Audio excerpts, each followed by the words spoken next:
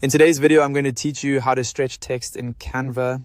This is a very quick and useful design technique, especially if you want your text to stand out more, fill space better, or create a more customized look in your design.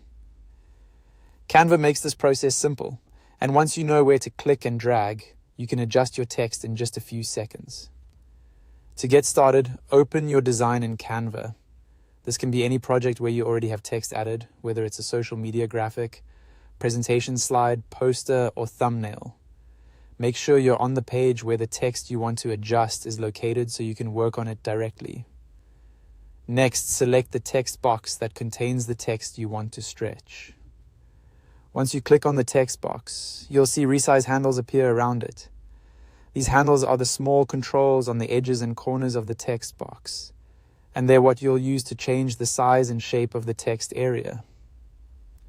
Now, drag one of the side or corner resize handles outward if you want to stretch the text, or inward if you want to reduce the stretch.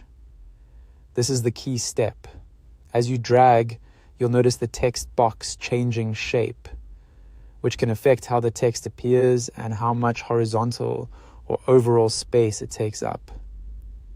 Side handles are especially helpful when you want to widen the text area, while corner handles can change both width and height at the same time.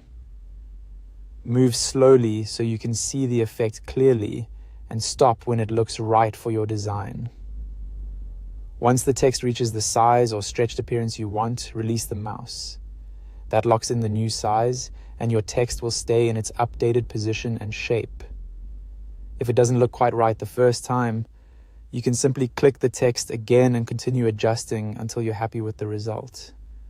And that's it. That's how to stretch text in Canva. It's a simple adjustment, but it can make a big difference in the overall look of your design. If you're aiming for cleaner spacing or a more dramatic text style, this is a great tool to use.